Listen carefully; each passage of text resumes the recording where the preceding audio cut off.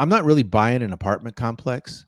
I'm buying the building and I'm buying the dirt and I'm buying the parking lot. Yes. And that underlying asset is known as real estate.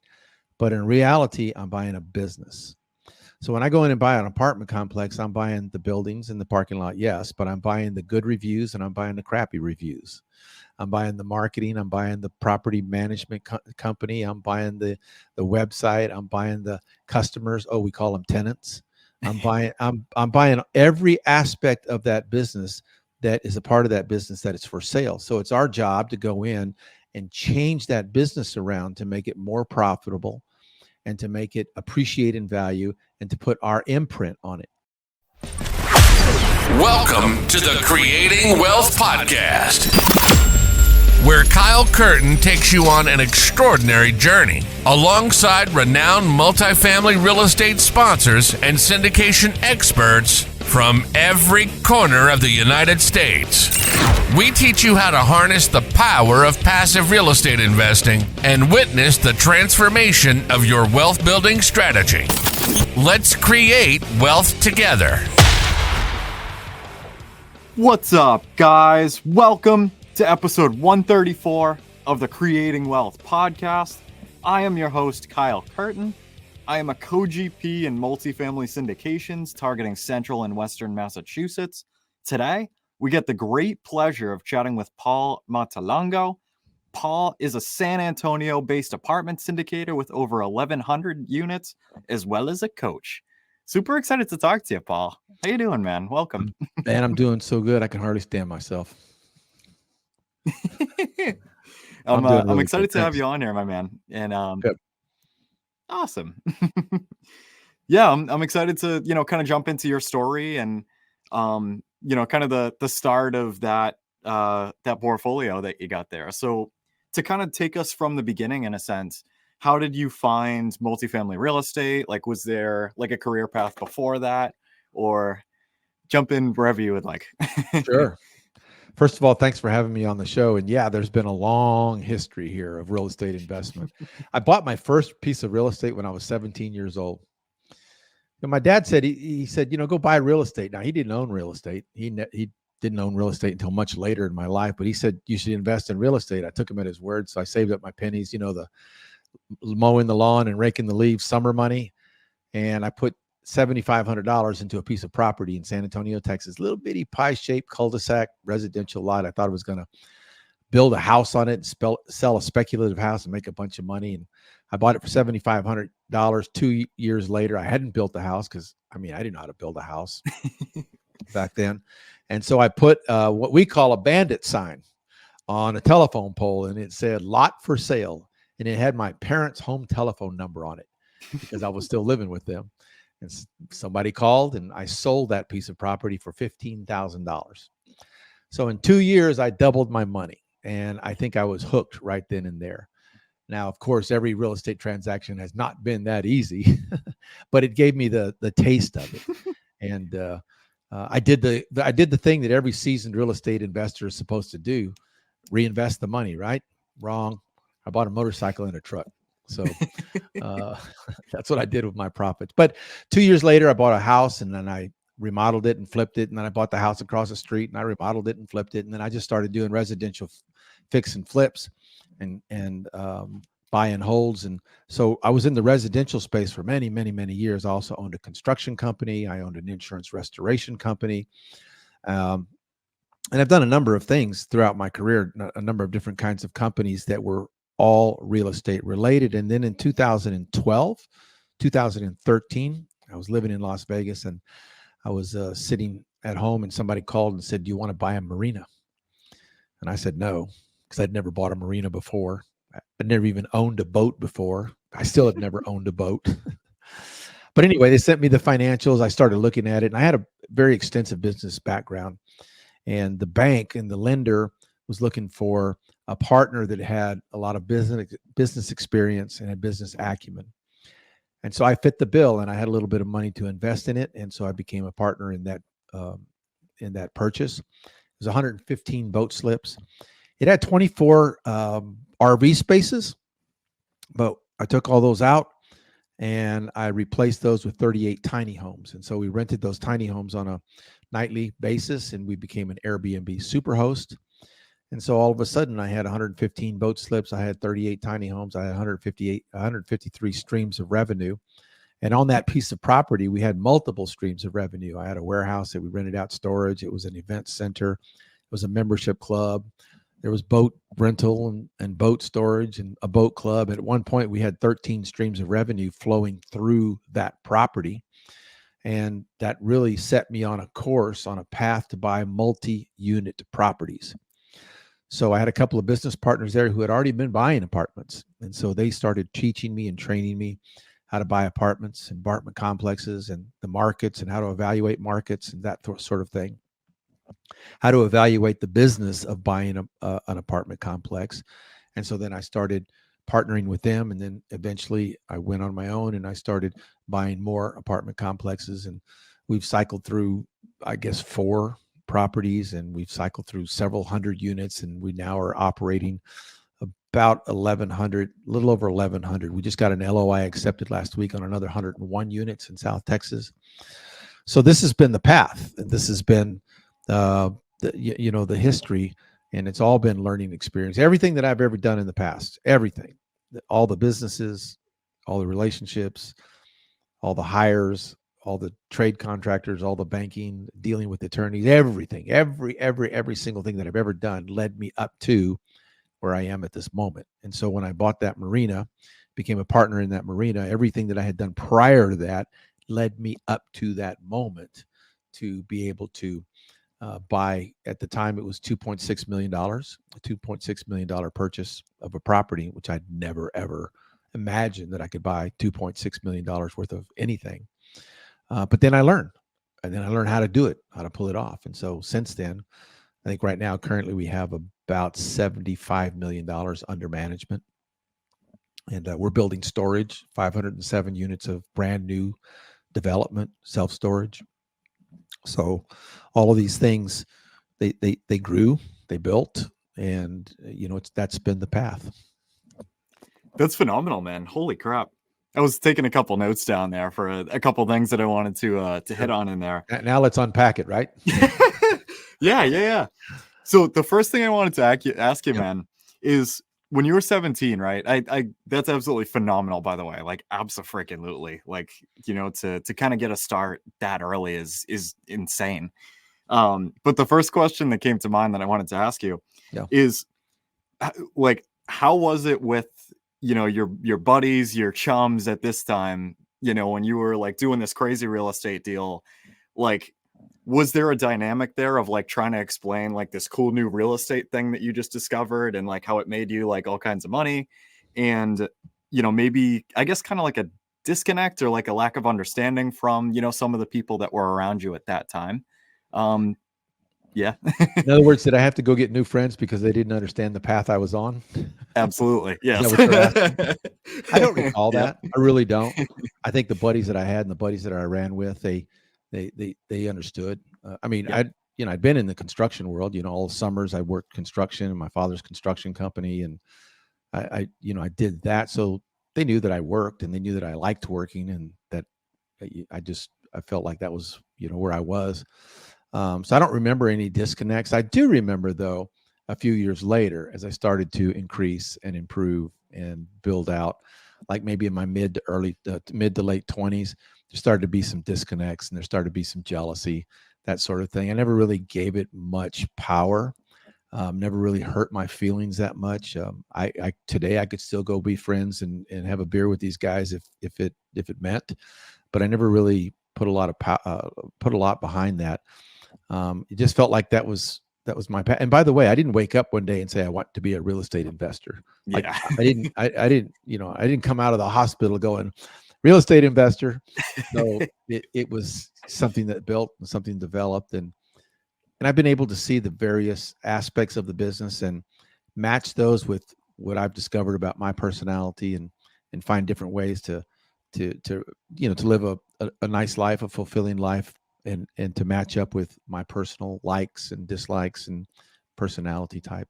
Yeah. I love that, man. I really love that part of this industry as well, when it comes to like the growth and like self-development, in addition to, like the business side and creating that, fulfillment throughout the different parts of your life, as well as, just like buying real estate and stabilizing and all that fun stuff.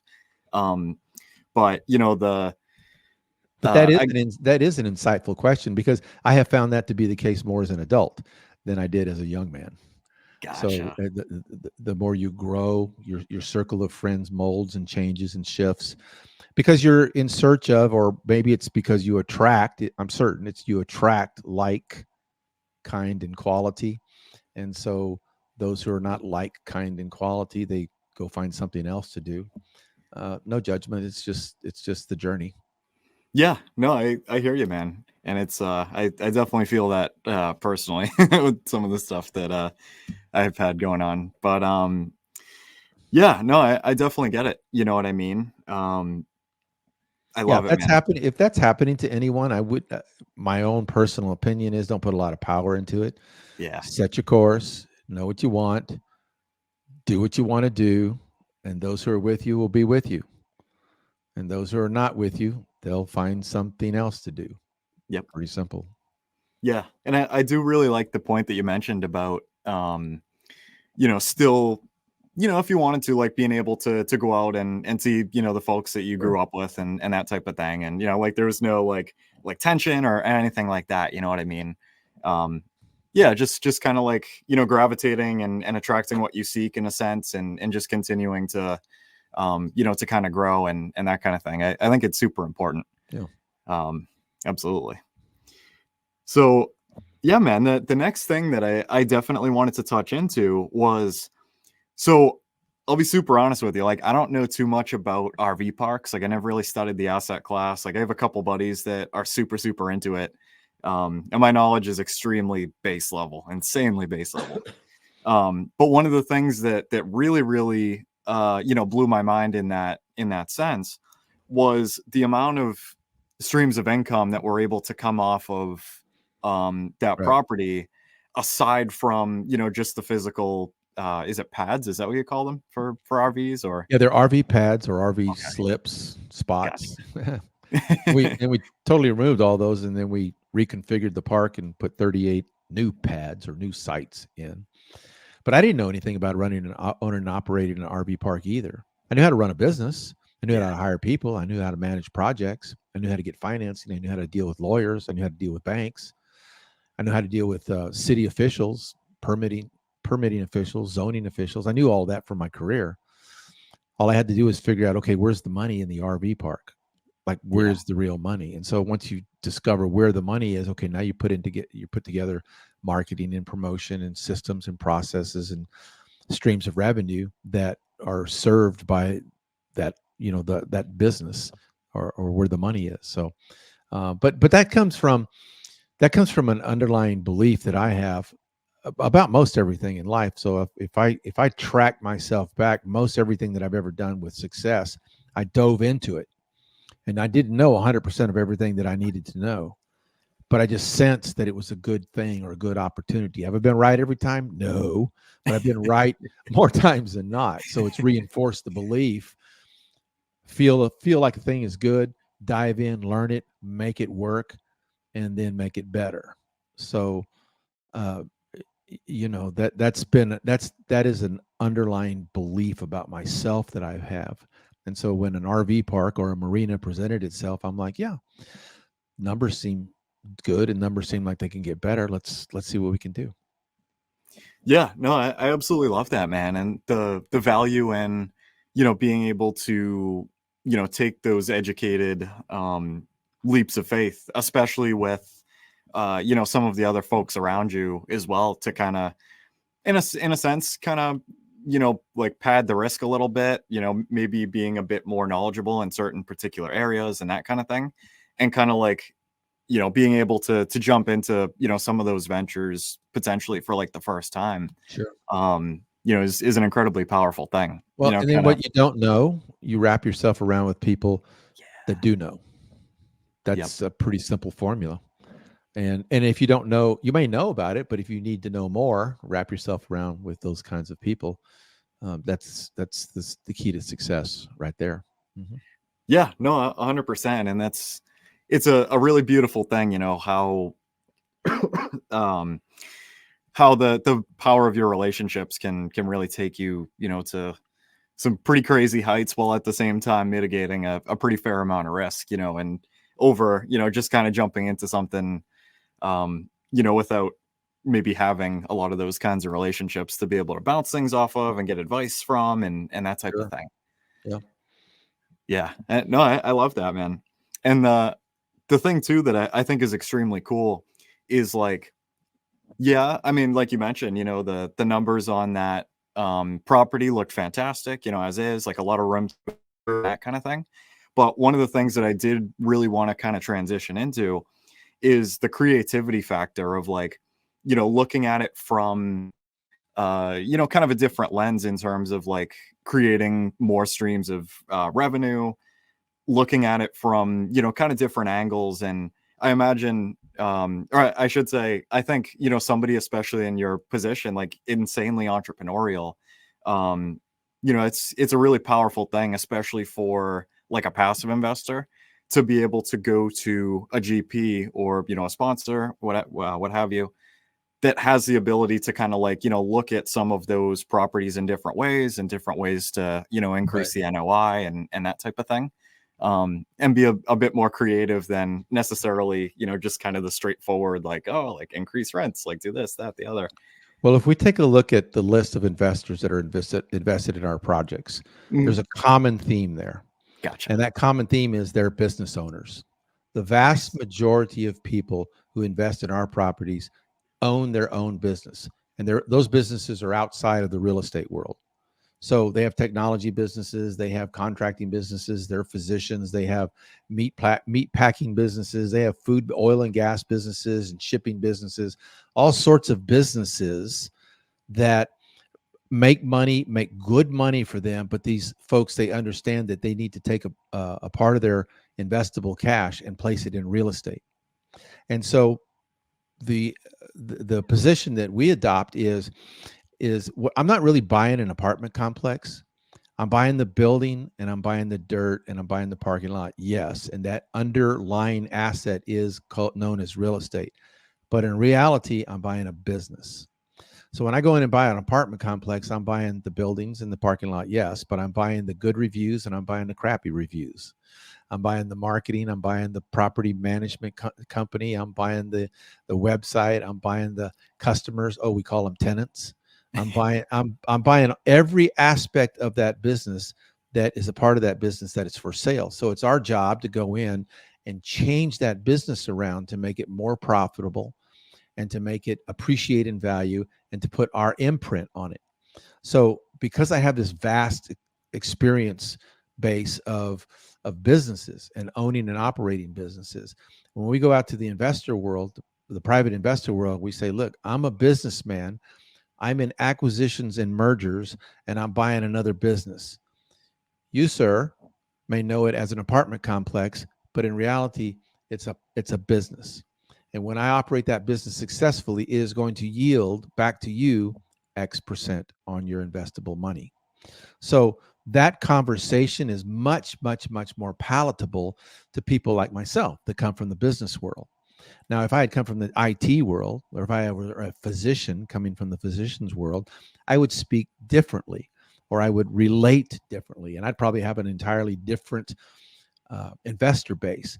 But because I'm from the business world, this is the individual that I'm attracting, and conversations are much easier.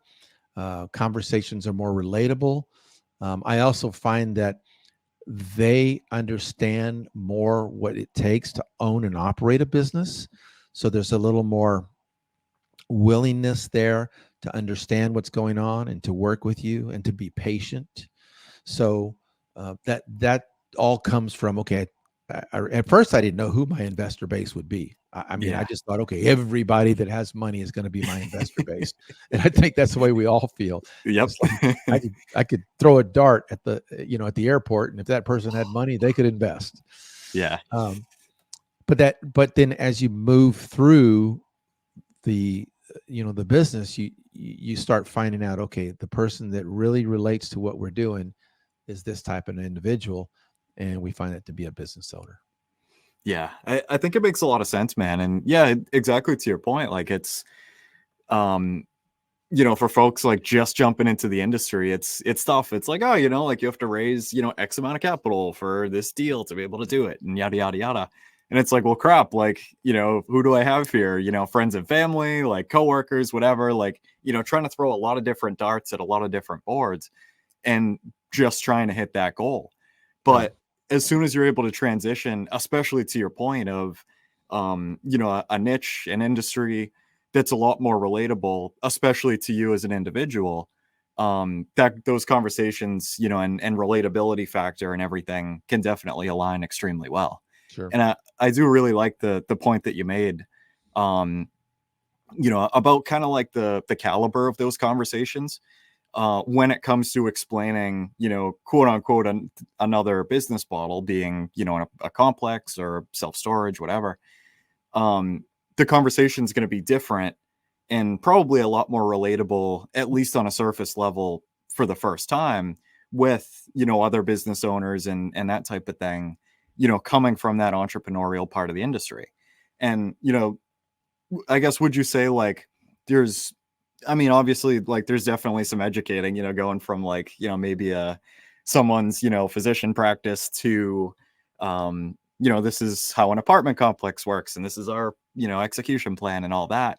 But would you say that there is maybe less of a conversation, less information or I should say less education to portray because of your demographic that already understands? I don't think so. I just think that the conversation sounds a little bit different. Gotcha. Because they still want to know, one, that you're going to make your best efforts to protect their money. Yes. Two, that you're going to make your best efforts to grow their money. Yes. And so once you can articulate your business plan and articulate the benefits of the business plan and how you plan to execute that plan and how you have the personnel to execute that plan, then there's a relationship there that the business owner goes, oh, I can see that happening in my business. And so, and especially when you talk visionary type conversation with business owners, that happens frequently. It's like, okay, this business, the apartment that we're buying, it's in this condition now. Not bad, but it can be so much better. And so when we buy this not bad business, but make it so much better, now that conversation with a business owner seems more palatable, and they can relate to it more, because every business owner, every entrepreneur out there, they are in search of ways to expand, grow, make their business blossom.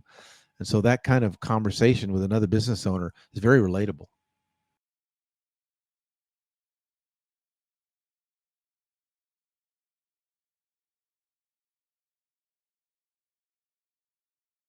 Yeah, no, I think it makes a lot of sense. And those conversations are the best kind of conversations. Those like what ifs, like, oh, well, what if, this is what I have, like, or, what if it will look like this and so and so. And then we always pay attention to who we're talking to. So yes. Are we talking to an individual that's very, very big picture? Or are we talking to an individual that's more driven by data and analytics and metrics?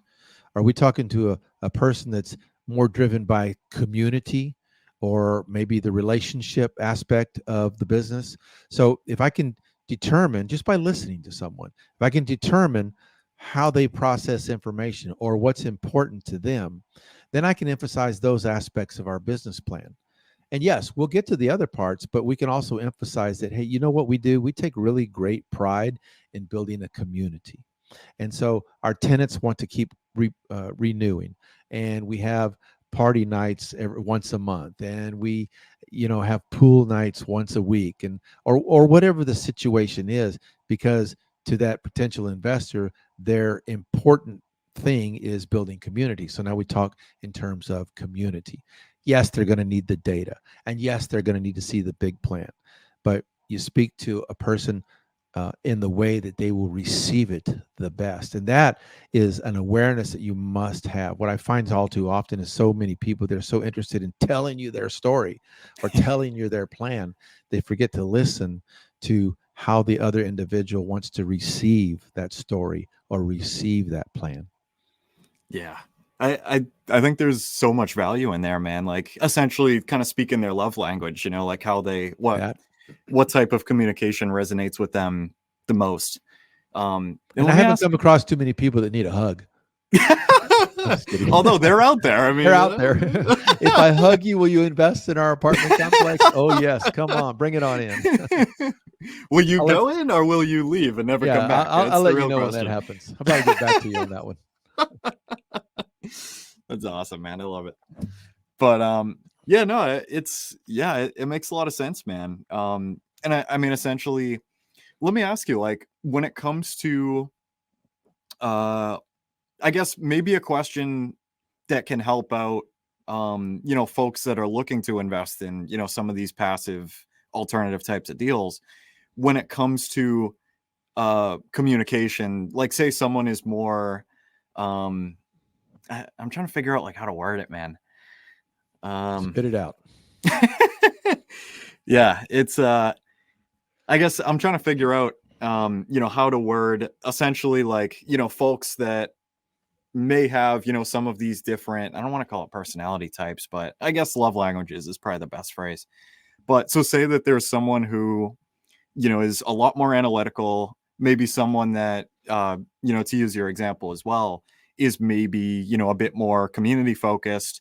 And say you have like a deal that, you're, just doing the first webinar on, like just sending out to your investors.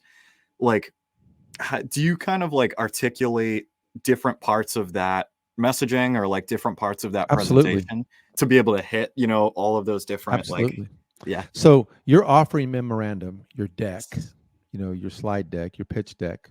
I'm not a real fan of calling it a pitch deck, but your offering memorandum, your presentation needs to contain all four elements of the analytical, the relational, the driver, and the what's the other one? The socializer, right? Yes. Okay. So and I know there's a zillion personality assessments out there, but those basic ones. So your offering needs to address all of those. Listen, when I receive an offering, because I'm a very big picture person, I'll immediately go to what is the property. I'll look at the page with what does the property look like, and then I'll flip. Those are the projected returns. Okay, now am I interested? Yeah, I'd like to take a look. So now I'll start diving into the numbers, and then I'll look at the business plan. Now I'll look at the more in depth of the location. I'll look at the team who's sponsoring, et cetera. So, but that's the way I process information. If I'm speaking to a person who's highly analytical, they're going to turn to that page on your offering that has the pro forma with the 5-year Excel spreadsheet printed out on it. And they're going to look at every single cell and make sure that every single cell jives with all the other cells. And that's perfectly fine. That is the way that they want to process information. So you've got to be prepared for that.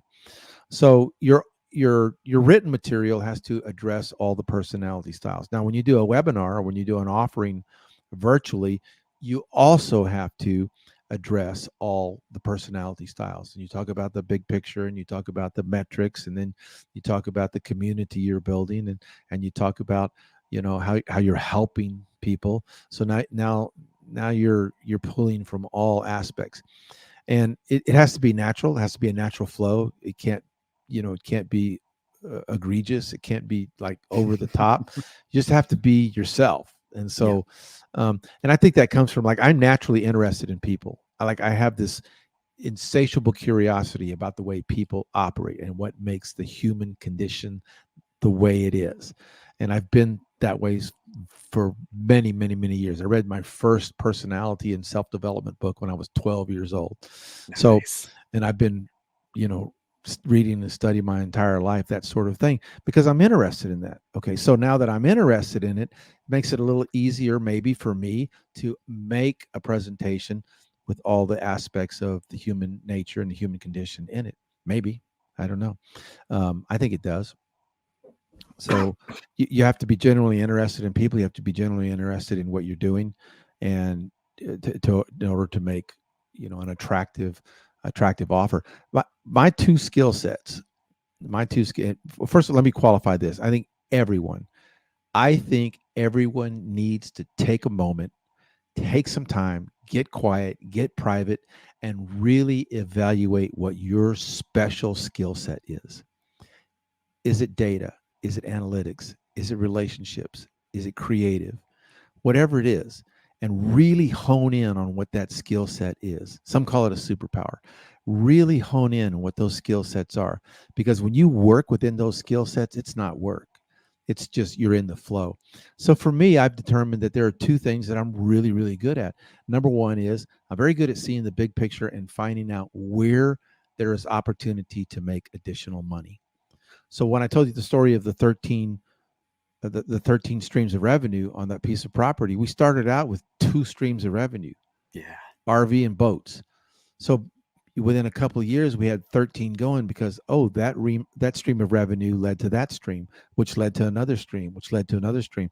So I have the ability to be able to create streams of revenue because I can see them. The second gift, or the second ability that I think I have, is to present it in a way that is attractive, or present it in a way that is persuasive, or present it in a way that makes you at least go, hey, I'm curious. And that's visually, and that's audibly, and in our presentations and so forth. And so those are my skill sets, I think, and at least that's what I'm going with now until I find out differently. They seem to have worked for me thus far. Yes, I can back everything up with data. Yes, I can back it all up with a business plan. Yes, I can back it up with a history. Yes, I can back it up with the people that we have on board with us, and all of that works. But those two abilities, to find where the money is and to be able to present it, are something that I think that I've been able to hone in my career. I love that, man.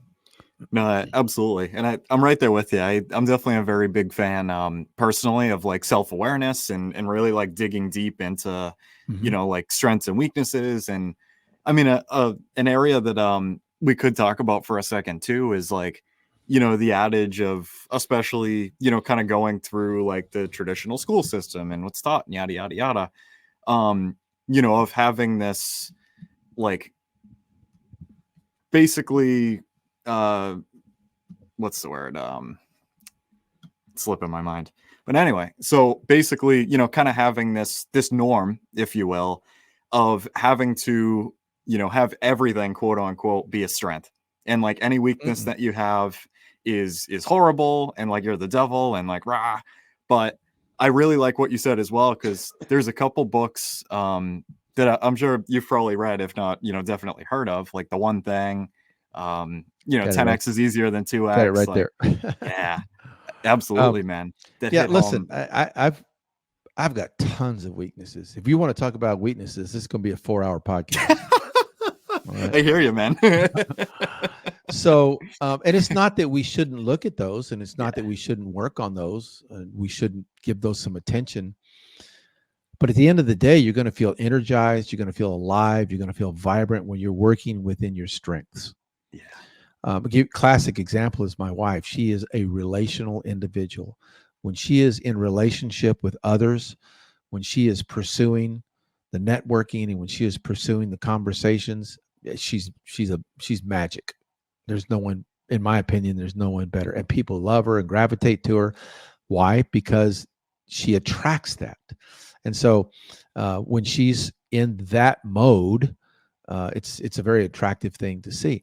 So, that's her strength, and that's her superpower, if you will. So I think find your superpower, find your strength, and try to develop that strength and work within that strength. And some of the other things that you don't do, or don't do as well, or you dislike doing, have people help you with those. Because there are people that love Excel spreadsheets and how to manipulate the cells. Not I. I have about a second grade education on how to manipulate Excel spreadsheet cells. And I'm going to leave it there. And that's okay. That's completely okay. It's okay. I can read one. Yep. but I'm not going to build one. No way. No, I love that. Now you give me a really difficult problem on a property. You give me a really difficult challenge, something that's happened on a property, something that has a lot of moving parts, something that requires a lot of putting personnel to work and making things happen. Now I'm all about that. Yeah. That's a challenge. So, and I can orchestrate that, and I can maneuver it, and I can create solutions, and that inspires me and that drives me. So that's an easy thing for me. I'm energized at the end of the day after a day like that. Yeah. No, I love it, man. And there's so much power in that of, basically creating that team either directly or indirectly, to be able to allow you to go all in on, those few strengths and then complement all the others with folks who have the, strengths in those particular areas. It's a beautiful thing. So if you don't mind me asking, man, like what's a couple like maybe like really big lessons that you've learned in the past, like just like from throughout your businesses, like maybe like, some of those pivotal moments of like, oh, like if there's a weakness, like maybe instead of like forcing myself to get better at it, having someone else, come in and help or partner or delegate or whatever. Maybe some of those like pivotal, like, holy crap, like I'm going to do this totally different next time, type of things. Number one, don't let money guide your decisions. Have them be a part of your decision, but don't let them be the sole governor of your decisions. Because if you're doing things strictly for money, you're going to get burned, and other people that are in your path are going to get burned. But if you do things for excellence, or if you do things out of creativity, or if you do things because you're creating something big, or you're contributing something, or you're building something that is helpful to others, and if you're building something that you can be proud of, those are the reasons that you're in business. The money is the byproduct.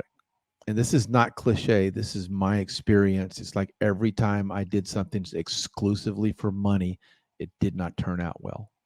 Every time I've done something for the pursuit of excellence, or the pursuit of learning something new, or the pursuit of overcoming a challenge, those things have worked out much, much better. And then the money came along with it. So number one, I would say if you're a young person and you're getting into this business, real estate, or any business for that matter, figure out a way to make money to pay your bills. But then whatever you're working on that you're really enthusiastic about, go work on that for not the money, and then really make it excellence. Doesn't seem to work. That's the first thing. The second thing is I would say know who you are. Now, knowing who you are, I'm still working on that.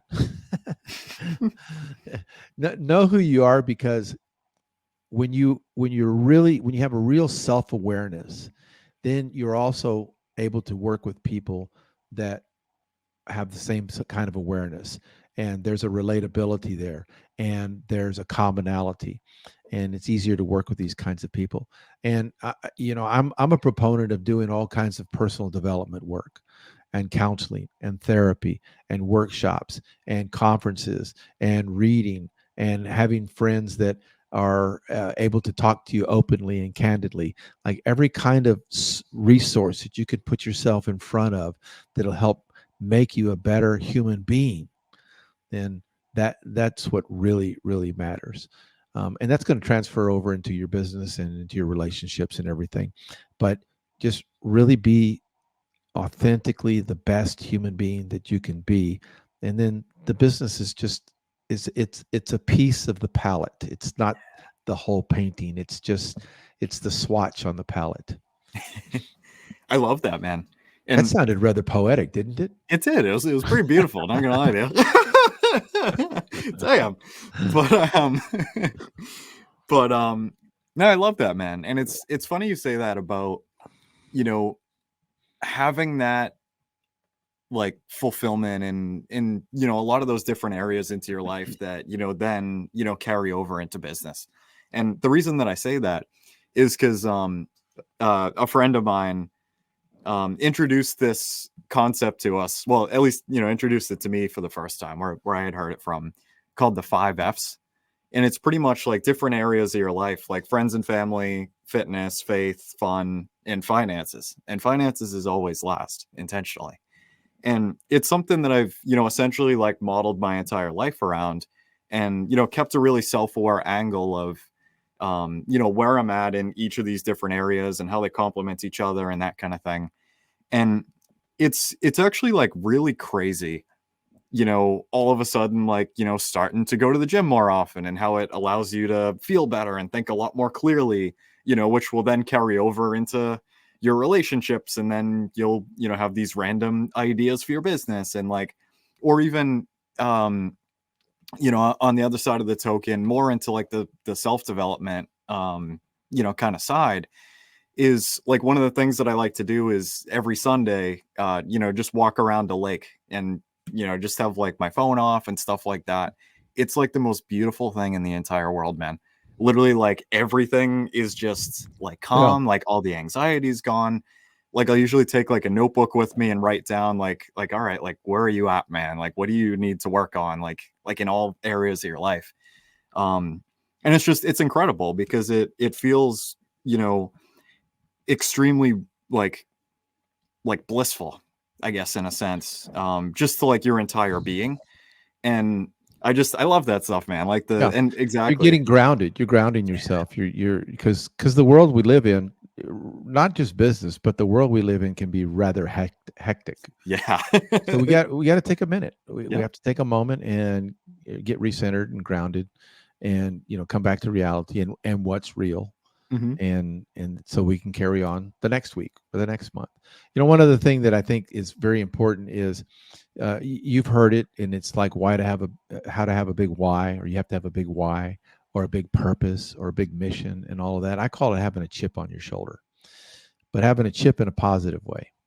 So we all have a motivation behind what we're doing. Every one of us does.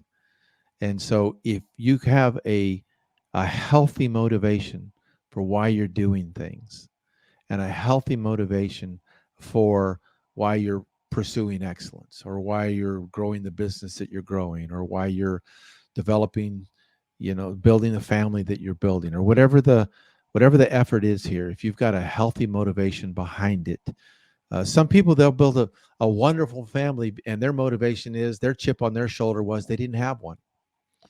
So that's their chip. Some people have built a tremendous business because their chip on their shoulder was they came from a family or a household that had very little.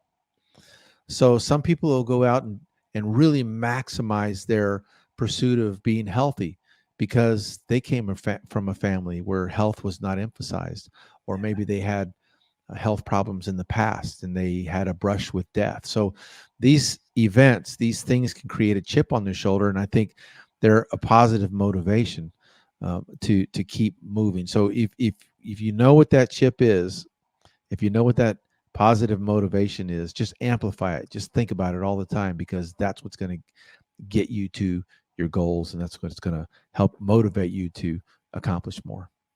I love that. And I love the way you phrase that too. I've never heard it phrased like that before. I mean, exactly. Like I've always heard like why and purpose and this, that, the other, but I really like that, like a chip on your shoulder phrase. I think that's cool. Yeah. If you don't mind, yeah, go ahead. Sorry. I was going to say, if you don't mind me asking, Paul, what's your chip on your shoulder? Like, what's your why? My big purpose, my big why. Well, for me, I'm at a stage in my life where everything that I want to do it with this really high level of excellence, so that it is remembered. And so that the people that are in my sphere, the people that are in my circle, the people that are in business with me and family members and so forth, I want one thing remembered. And I want when they get ready to lower me, I want the words coming out of people's mouth, that man was a good man. So as a good man, my definition as a good man is every aspect of my life, I was always pursuing the best that I could be. And so I don't want to leave anything on the table. I don't want to leave anything behind. To me, I think it would be a tragedy to be further down the road in my life and look back and go, damn, I missed that. I should have done that. I didn't give that my best effort. I wasn't my 100% then. I didn't fulfill my fullest potential in that. To me, that seems like a pain of regret. Now, I don't like to live in regret. I don't think I have any regrets. I think everything that's happened to me has created a lesson for me and a thing for me to learn. But at this point, the chip on my shoulder, the good chip on my shoulder, is to finish strong. Now I have a lot of years left in me. Let me make, You look great. make that clear. Thank you very much. But I work at it. I have a lot of years left in me, and my motivation, my positive motivation, is to finish strong and to live wire to wire between now and then. And so, like, my wife and I and the people that work with us, we feel like we get everything out of a day that we possibly can, and we're proud of that. So that's my chip. That's my positive motivation. It's not, not fancy, and there's not some big, universal godlike spiritual why to it. That's just the thing that motivates me. No, I think it's a beautiful thing, man. And I mean, to complement that, like the scary thought of regret, and like, being, years and years and years down the line and not being able to change any of the past, and reverse engineering that in a sense back to the present and making sure that, you put in, all of the effort and reps and this, that, the other, to make that the way that you envision it. So that doesn't happen. Well, anything less is an excuse. Yeah. Anything less than the pursuit of being your best is an excuse.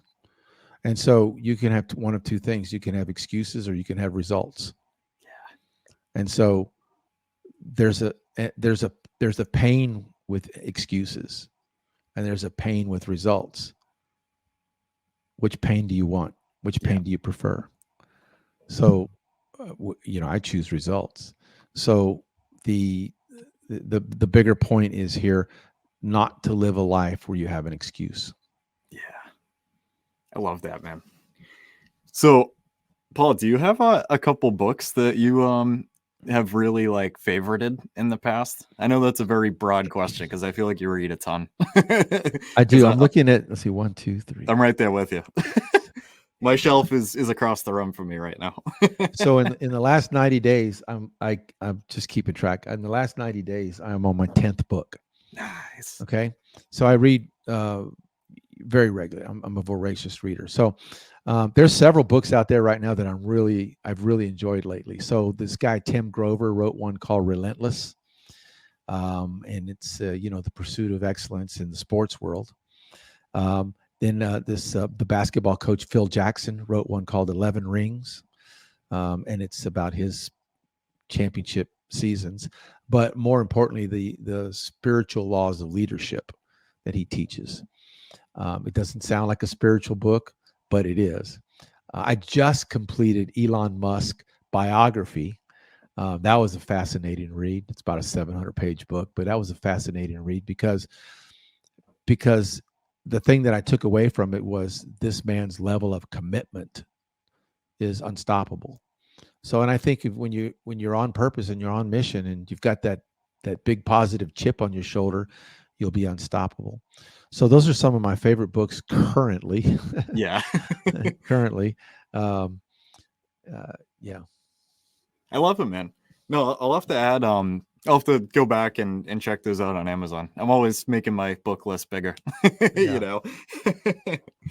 Yeah, no, I hear you, man. It's, I actually, and it's funny you say that too about, the book that you mentioned that has a lot of, spiritual like lessons and stuff in it, but isn't like technically like spiritual. Like, I think there's so much value in that. And even like, and I haven't really done this a ton, necessarily often, like, because what I usually read is, just more entrepreneurial, like mindset. I usually don't kind of go outside the box. I have started to get into like biography, like autobiographies and stuff though. And I do want to compliment that point about, picking up some of these different things, some of these different lessons and stuff from books that might not necessarily be about that, but like you just kind of happen to spot some of these things. Right. None of those lessons are in the subtitle. Exactly. Those are perceptions of my own. Yeah. And it's those are through my own filters. Yeah. And I love that. I took. Yeah. Exactly. And I love that because I just finished Andrew Carnegie's autobiography. Oh, yeah. And man, like, oh my God, like I'm blown away. Like the business lessons and life lessons that guy was talking about from freaking 1900, like 1880. I'm like, damn, I'm like, that's just as true today as it was well over 100 friggin' years ago. Like, that's awesome, Right. And it's like, that was one of the books that kind of like opened up my eyes in a sense a bit more. To, once in a while kind of go outside of the normal read that I like to do and be able to pick up certain things that are between the lines, I guess you could say. Sure. Yeah, you're going to receive the lessons that you're looking for. Yeah. There in those books, you're going to receive the lessons that really resonate with you, and I think that's the beauty of books. I love books. I've read that book that I read when I was 12 years old. I read it twice in the summer of my 12 when I was 12, and it was a book called Instant Replay, and it was by Jerry Kramer, one of the guys that played for the Green Bay Packers, and it was his story of Vince Lombardi and the championship season that Vince Lombardi took the Green Bay Packers through. But the lessons of leadership and the lessons of personal power and the lessons of drive and determination matched up with the stories. I could still remember how I felt when I read that book, and I loved it. I read it, like I said, I read it twice, Instant Replay. So, I think that set me on a path in enjoying those kinds of books, and and I love biographies. And the other thing is I love mafia books. Interesting. I like that. Dude, it's funny. It's funny you say that, man, because like I mean, like I don't watch like Netflix or anything often, but I have watched a couple shows like Narcos and like talking about like the I don't know if it's maybe like triggering like the operations part of my brain that's like, oh, like structure, like all this like crazy stuff and like building empires, like hoorah, like I don't know. I think there's like it appeals to the dark side of you, Kyle. Let's face it. Yes, guys, I do not condone that type of thing, but you get my point. Yeah. But yeah, no, I hear you, man. It's funny. Anytime you can enjoy what you're doing with reading, the brain operates like a muscle, so it gets exercised, and the more use, the better it functions. And we're in a business and we're in a life where your brain has to function. Yeah. At a high level. Yep. 100%. This was awesome, Paul. Thank you so much for coming on here, man. Yeah, you're welcome. I enjoyed it. We're on, yeah, me too, 100%. We're on like social media and stuff, like your website. I'll drop anything you want down below. So you can find anything about me at montelongocapital.com. My social sites, the deals that we're in, the offerings that we have. We have a investor summit that we produce twice a year. It's a retreat, a mastermind. It's a high-end mastermind, and we produce that. And then anything social media at Paul Montelongo, Facebook, Instagram, LinkedIn, YouTube at Paul Montelongo. Fortunate enough to have just my whole name there. So I produce, videos. And the other thing that I do and that my wife and I do is we try to portray a lifestyle. And I don't mean driving the Lamborghini type of lifestyle. I mean that we're out there, we're having fun we're with our family, with our grandkids, we're with our children, we're with partners and friends and investors, and we go places and do things to show that this is a well-rounded life that we're trying to live. Remember a minute ago I said we want to live wire to wire. That's part of wire to wire.